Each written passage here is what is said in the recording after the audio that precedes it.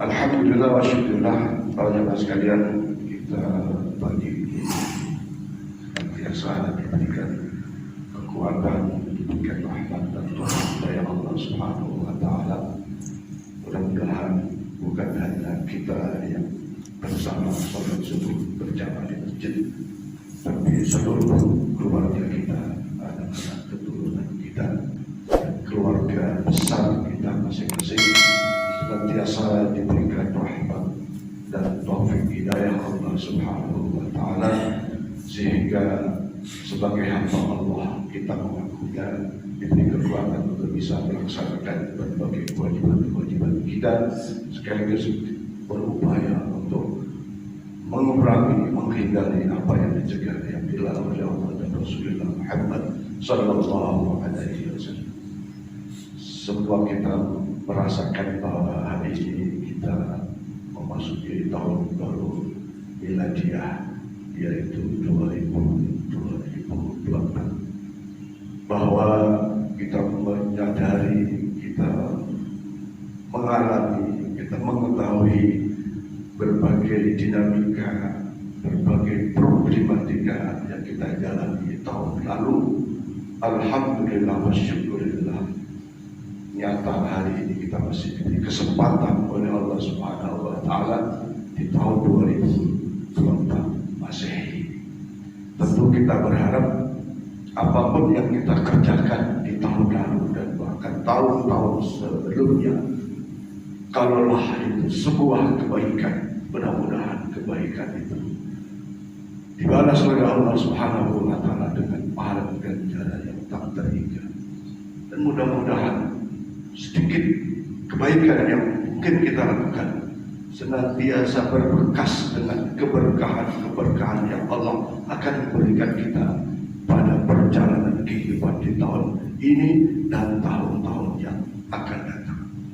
Kalaulah ada sesuatu yang mungkin tidak baik yang kita lakukan tahun kemarin, tahun-tahun lalu, mudah-mudahan kebaikan itu, ya, kalaulah dianggap sebagai sebuah kemaksiatan dan dosa, mudah-mudahan diampuni oleh Allah Subhanahu wa taala. Kita meyakini sebagai orang yang beriman, sebesar apapun dosa yang pernah kita lakukan, kalau kita sungguh-sungguh melakukan permohonan ampun kepada Allah, bahasa lain melakukan taubatan nasuha, insya Allah akan mendapatkan ampunan Allah Subhanahu wa taala. Itu sebuah keimanan yang kita harus yakini. Sebesar apapun, ampunan Allah jauh lebih besar daripada dosa-dosa hambanya. Kuncinya adalah kita punya keinginan untuk mohon ampun kepada Allah Subhanahu. Mudah-mudahan saya dan kita semua, termasuk anak-anak kita dan keluarga kita, kalau ada di antara mereka punya dosa kepada Allah, insya Allah dosa-dosa itu barokah fadilah kita melaksanakan ketaatan kepadanya, insya Allah mendapatkan maghfirah ampunan Allah Subhanahu wa taala. Kemudian para jamaah sekalian, mari awal tahun 2024 ini kita harus berupaya melakukan, ya, bahasa yang sering kita dengar adalah muhasabah. Memang kalau kita baca dari literatur, buku-buku keagamaan, nasihat-nasihat para ulama, nasihat-nasihat Rasulullah Muhammad SAW, tidak ada lain adalah dalam momentum perubahan waktu adalah muhasabah. Suatu ketika Rasulullah bersabda, sayati ala zaman qurraban zaman, nanti pada saat akan datang itu ada terasa qurraban zaman, waktu itu sepertinya sangat dekat. Digambarkan oleh Rasulullah, 1 tahun seperti 1 bulan, 1 bulan seperti 1 minggu, 1 minggu seperti 1 hari. Begitu cepat waktu berlalu. Dan kalau ada kesadaran dari kita, akhirnya kita belum, sudah tahun baru kok belum apa-apa. Misalnya bacaan Qurannya belum ada, kok belum seberapa amalan-amalan kebaikan yang kita lakukan. Oh, kok belum zuhur, padahal sudah asar, baru asar, kok tahu-tahu sudah maghrib, baru maghrib tahu-tahu sudah isya, baru tidur tahu-tahu sudah subuh. Terasa sangat dekat waktunya, seakan kita belum berkesempatan melakukan kebaikan-kebaikan yang lebih baik dan lebih banyak. Itu menandakan waktu itu kurang barokah pada setiap kita. Kita tidak mampu mengisi waktu, dari waktu ke waktu tidak ada kebaikan dilakukan. Kenapa? Tak ada keberkahan dalam waktu yang kita jalani. Para jamaah sekalian, waktu khutbah Jumat kemarin saya mendengarkan salah satu daripada yang menyebabkan mendapatkan keberkahan adalah birrul walidain, wabil khusus kebaikan kita kepada ibu kita. Sesungguhnya dijelaskan dalam sebuah riwayat itu, yang punya hak memberikan keberkahan yang pertama adalah Allah Subhanahu wa ta'ala. Yang kedua, untuk mendapatkan keberkahan ketaatan kepada ibu. Bagaimana tidak? Suatu ketika sahabat bertanya, wahai Rasulullah, kepada siapa aku harus berbuat baik? Ternyata jawabannya 3 kali Rasulullah menjawab, ibu, ibu, dan ibu. Baru yang keempat, bapak. Kemudian yang ketiga yang mendorong memperoleh keberkahan adalah keistiqomahan dalam beribadah kepada Allah Subhanahu wa ta'ala, termasuk di dalamnya ibadah sunnah, yaitu sedekah. Seberapapun sedekah, kalau istiqomah dilakukan, insya Allah akan menghantarkan kita barokah dalamnya. Kalau sudah hidupnya diberi keberkahan oleh Allah Subhanahu wa ta'ala, apapun problematikanya diberi jalan keluar oleh Allah Subhanahu wa ta'ala, pasti. Karena Rasulullah Allah Subhanahu wa ta'ala telah ingatkan kepada kita bahwa setiap doa yang disanjungkan, yang dipanjatkan oleh hamba yang akan senantiasa didengar dan dijawab oleh Allah Subhanahu. Nah, memperoleh keberkahan, mari tahun ini 2024, apalagi yang masih punya ibu, apalagi yang masih ibu berada di sekitar kita, maka jangan sakiti hatinya. Itulah akan menghantarkan keberkahan dalam kehidupan kita, dalam rumah tangga kita, dan bahkan keberkahan bagi anak-anak kita. Ada yang sedang mencari ilmu, ada yang sedang bekerja, ada yang sedang berjuang menyelesaikan pendidikan dan seterusnya. Maka insya Allah yakinilah, ketaatan kepada ibu sangat luar biasa. Betapa tidak, memang lahirnya kita ada bapak dan ibu, tapi ibu punya peranan sangat besar. Di satu sisi secara faktual, secara sunnatullah, ibulah yang mengandung kita, ibulah yang melahirkan kita, ibulah yang menyusui kita, ibu pula yang merawat kita di tengah kesibukan bapak kita yang cari. Maka sekali lagi, jangan sakiti ibu kita. Itu jalan keberkahan dan jalan menuju surganya Allah Subhanahu wa ta'ala. Kalau di antara kita ibu kita sudah tidak ada di sekitar kita, artinya sudah wafat, maka jangan pernah lupa doakan kepada ibu kita yang telah meninggal dunia itu dengan doa yang sangat singkat dan hafal, tapi harus istiqomah mendoakannya. Allahumma ighfir laha warhamha wa afiha wa'fu anha wa akrim nuzulaha wa wasi' madkhalha wa taqabbal hasanatiha wa kaffir sayyi'atiha wa ij'al jannata mathwaha bi rahmatika ya arhamar rahimin. doakan. Syukur atas keberhasilan kita, atas nikmat dan karunia Allah. Kita punya rezeki, sedekahkanlah sebagai rezeki itu atas nama ibu kita. Insyaallah kesulitan demi kesulitan Allah akan ibadillah syai'an hasanah. Kalaulah sebelumnya susah untuk istiqomah dalam sholat, dalam berjamaah, dalam kebaikan, Allah akan ganti keburukan-keburukan itu dengan kebaikan-kebaikan yang kita lakukan atas kekuatan dari Allah Subhanahu wa Ta'ala. Keberkahan didatangkan, diberikan oleh Allah atas perilaku kita birrul walidain.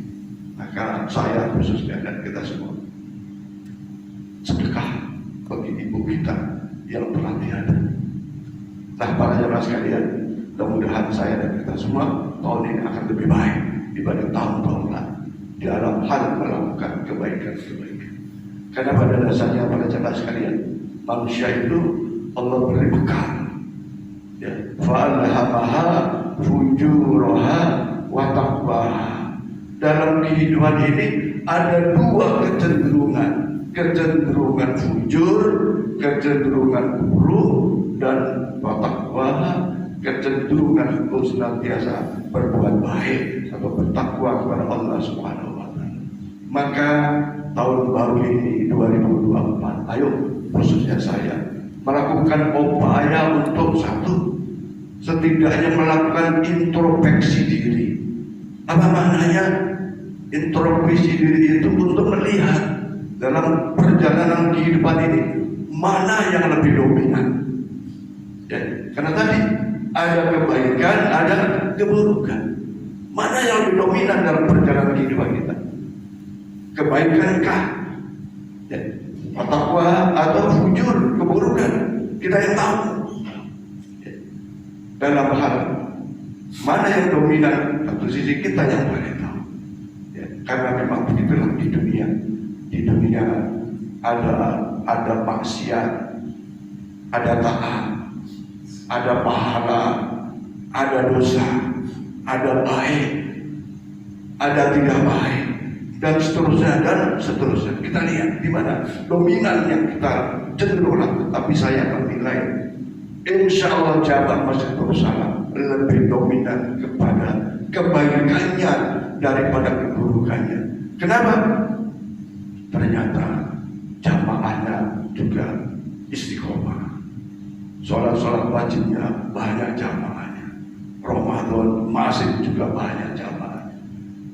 Jumatan juga masih banyak yang datang untuk melakukannya. Dan insya Allah saya meyakini, walaupun dalam kesibukan yang bagaimanapun, tidak pernah tinggalkan sholat. Walaupun mungkin ada sesuatu yang mubazir kita lakukan, bahkan mungkin juga dosa, tapi masih ingat sholatnya, masih ingat bacaan Qur'annya, masih ingat sedekahnya. Bagaimanapun kita membuat berbagai kegiatan di masjid ini, ternyata persentasenya lebih besar bantuan sedekah dari para warga komplek kita bandara atau jamaah kita. Insya Allah dengan introspeksi diri yang masih dominan kebaikannya kita pertahankan di tahun 2024 ini. Maka yang kedua, harus kita lakukan evaluasi di dalam kebaikan-kebaikan yang sudah kita lakukan dan terhadap keburukan-keburukan yang mungkin masih mengiringi dalam perjalanan kehidupan kita. Sangat penting evaluasi ini kita lakukan. Contohnya, saya masih melihat betapa Jumatan misalnya, masih banyak yang datangnya itu setelah khotib sudah naik mimbar. Jumatannya adalah kecenderungan yang lebih baik, yang baik, masih melakukan ketaatan kepada Allah, tapi cara melakukannya masih tidak mencari yang lebih baik, yang lebih afdal. Padahal Allah berfirman, "Alladzi khalaqal mauta wal hayata liyabluwakum ayyukum ahsanu amala." Yang Allah lihat ini adalah mana, siapa di antara kita yang lebih baik. Dan tentu saja contoh Jumatan tadi yang afdal, kalau sudah ada tidak ada urusan yang lebih penting dalam urusan dunianya, maka yang lebih afdal datang lebih awal. Apalagi itu dapat fadilah-fadilah yang sangat besar. Barang siapa yang datang ke masjid waktu yang awal, kekeraban seperti orang berkorban unta yang sangat gemuk. Saya kira itu pemahaman yang sudah kita tahu fadilah-fadilah itu. Tapi dorongan untuk lebih baik, Jumatan lebih awal, ini yang kadang-kadang masih belum mampu kita menghalau godaan-godaan setan. Lain dengan masih perjalanan, lain kalau bebas ada tugas-tugas. Yang kita maksud adalah sudah dalam kondisi tidak ada pekerjaan-pekerjaan yang sangat mendasar, tapi kita masih leyeh. Ayo kita evaluasi, termasuk di dalam pelaksanaan sholat. Saya yakin umat Islam di komplek ini semuanya sholat. Ini adalah kecenderungan yang sangat dominan di dalam kebaikan. Tapi sholatnya masih munfarid, sholatnya masih di rumah masing-masing. Bayangkan kalau seluruh warga muslim sholatnya berjamaah di masjid, kayak apa fadilah yang akan kita terima, pahala yang akan kita terima. Apalagi fadilah sholat subuh, apalagi fadilah sholat subuh, sholat maghrib saja pahalanya sangat luar biasa. Apalagi sholat, ayo kita evaluasi. Kenapa? Kok susah kita istiqomah dalam jamaah subuh? Maka momentum perubahan waktu, ayo kita evaluasi. Kalau tidak bisa jamaah di masjid, jamaah di rumah dengan anak istri kita. Ini sholat jamaah para jamaah sekalian, sesuatu yang sangat luar biasa. Tapi kebiasaan yang kadang-kadang kita belum jalankan secara maksimal. Semua ini sebenarnya kan kebiasaan aja. Termasuk sholat-sholat. Misalnya sholat itu kan ada waktu yang mustajabah, ada waktu yang afdal, ada waktu yang ikhtiari, ada waktu yang mubah, tapi ada juga waktu yang haram. Sholat yang terbaik adalah sholat yang di awal waktu. Ini termasuk sholat yang afdal. Tapi sholat juga ada waktu yang ikhtiari. Ada pilihan misalnya karena sibuknya tidak masuk waktu afdal. Ada pilihan kalau ibadah zuhur jam 12, asalnya jam 3. Maka di antara jam 12 jam 3 ini waktu ikhtiari. Itu pun kalau kita sedang melakukan pekerjaan-pekerjaan yang sangat-sangat mendasar. Artinya kalau nggak kerja, nggak dapat duit. Kalau nggak dapat duit, anak istri atau dapur nggak ngepul. Ya, misalnya orang sedang, ya begitulah artinya sedang perjalanan atau sedang bekerja. Tapi kalau sudah bahasa kita sudah leyeh-leyeh, ya ayo kejar waktu yang afdal. Inilah semua evaluasi yang sesungguhnya supaya tahun ini menjadi lebih baik dibanding tahun lalu. Sholat dia betul sholat, tapi sholatnya berjamaah. Ya sudah berjamaah dengan keluarga baik, tapi akan lebih afdal lagi sholatnya berjamaahnya di masjid. Inilah saya kira satu contoh-contoh evaluasi yang harus saya dan kita semua lakukan untuk menjadi yang lebih baik.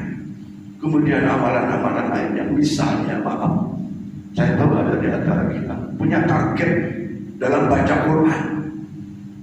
Ya, ada keinginan tahun ini harus 5 kali khatam, 3 kali khatam. Bagaimana dengan saya dan kita? Punya enggak target-target baca Quran? Ini kan amalan sunnah. Tapi kalau kita lakukan dengan target yang sudah kita tentukan sendiri, kan satu amalan akan lebih baik. Nah para jemaah sekalian, setelah melakukan rangkaian muhasabah, introspeksi diri, evaluasi diri, yang ketiga konsistensi di dalam mengamalkannya, ini menjadi sangat penting. Memang para jemaah sekalian, konsistensi dalam ibadah, bahasa kita istiqomah berat, tapi fadilahnya sangat. Insya Allah sekarang tadi keberkahan yang Allah berikan kepada kita, yang manakala pada saat itu kita punya problematika, punya keinginan, insya Allah dengan keistiqomahan itu akan dijabah doa-doa kita. Misalnya, ya Allah, pengen anak kita lulus ujian, pengen punya nilai yang baik, pengen kuliah di universitas ini, universitas itu, pengen supaya kerjanya dimudahkan, diterima di kantor ini, kantor itu. Maka pekerjaan istiqomah ini kalau kita lakukan, insya Allah akan memudahkan jalan dikabulnya doa kita kepada Allah Subhanahu wa Ta'ala. Karena al-istiqamah khairun min al-fiqarah. Keistiqomahan itu akan lebih baik daripada 1000 kemuliaan. Bayangkan, lebih dari 1000 kemuliaan bagi kita yang istiqomah.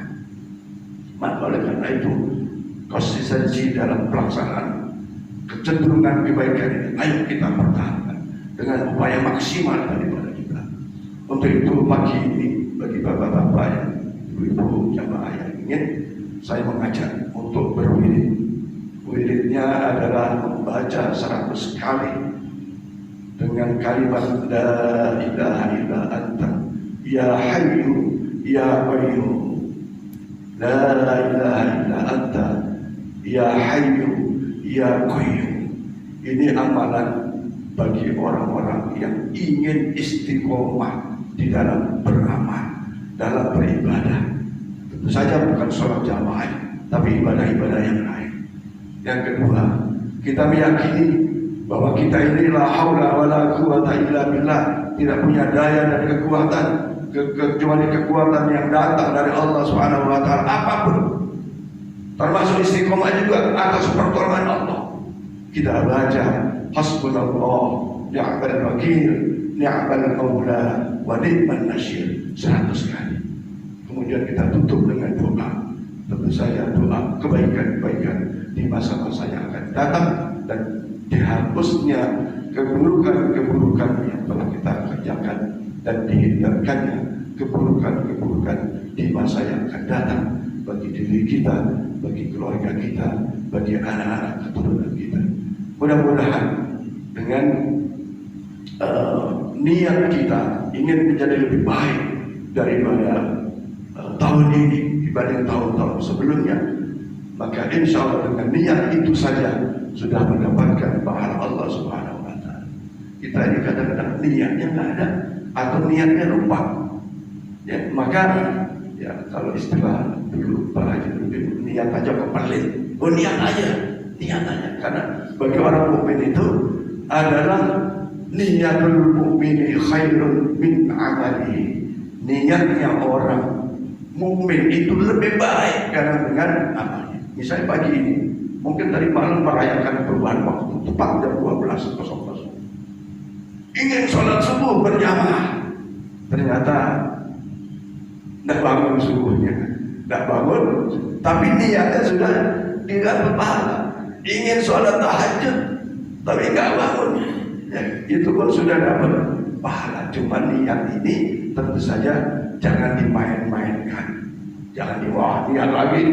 Tapi ada kesengajaan atau tidak ada upaya maksimal untuk itu, untuk mengerjakan.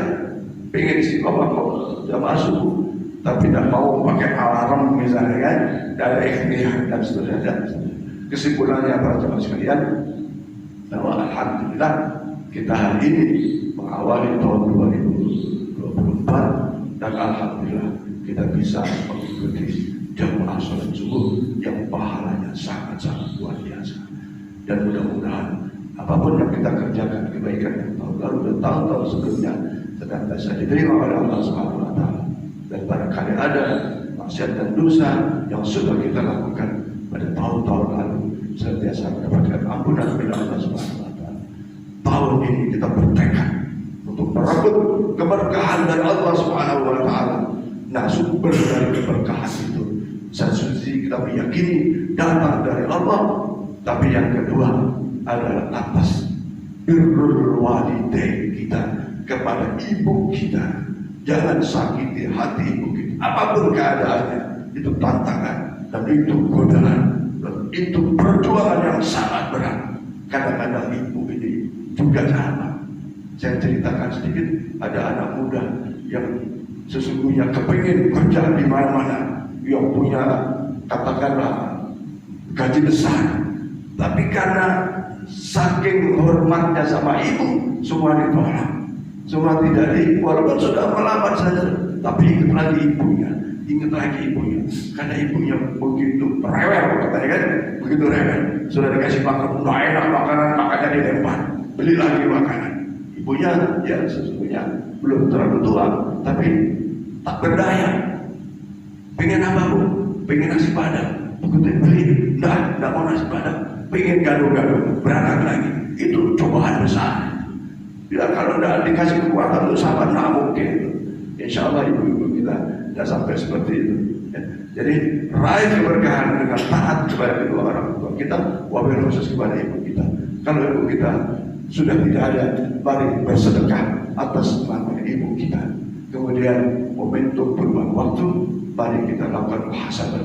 Di antara muhasabah itu adalah kita lakukan introspeksi diri, kecondongan dalam perjalanan ini. Apakah lebih cenderung kepada kebaikan atau kepada keburukan?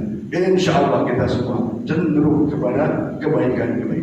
Persoalannya adalah kita evaluasi telah melaksanakan kebaikan itu. Apakah kita hanya cukup sekedar sah sholat kita, tidak mencari khusyuknya? Apakah yang penting menggugurkan kewajiban? Tidak seperti itu. Mari kita cari yang lebih afdal di dalam melakukan amal-amal itu. Yang diantaranya tadi sholat Jumat datang lebih awal, atau upayakan sholat wajib kita dengan berjamaah. Kemudian yang terakhir adalah istiqomah dalam melaksanakan amal ibadah ini. Maka mari kita lakukan diri sejenak untuk bermohon kepada Allah supaya diberi kekuatan istiqomah dalam kebaikan dan dihindarkan dari kemaksiatan dan dosa. Yang kedua, semoga kita diberikan umur panjang dalam keadaan sehat walafiat, sehingga bisa menambah bekal dalam kebaikan menghadap Allah Subhanahu wa taala. Dan insya Allah pada saat datang kematian kita seperti mimpi-mimpi indah. Ya, karena begitu diriwayatkan oleh beberapa hadis dari Rasulullah Muhammad SAW, kelihatan orang itu kapok-kapok, misalnya ketabrak atau apa, tapi rohnya Allah angkat bi'ilmihi ke dalam tempat yang sangat terhormat, sangat tinggi. Karena yang merasakan sakit dan tidak sakit adalah roh daripada setiap kita. Mudah-mudahan sekali lagi seperti mimpi indah wafat kita. Kenapa? Karena yakinlah, karena firman Allah di dalam surat Al-Furqan itu, mereka itu tergolong orang-orang yang senantiasa mendapatkan ampunan Allah Subhanahu wa taala, karena Allah senantiasa maha luas pengampunannya. Walaupun mungkin bisa jadi dosa kita besar, tapi ampunan Allah sangat-sangat besar.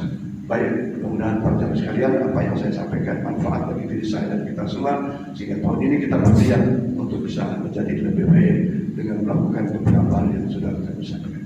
Al-Fatihah bidatu al-qabul bijaya Sayyidina Rasul ala hadhihi wa ala kulli niyatin salihah ila hadratin Nabi Mustafa Rasulullah sallallahu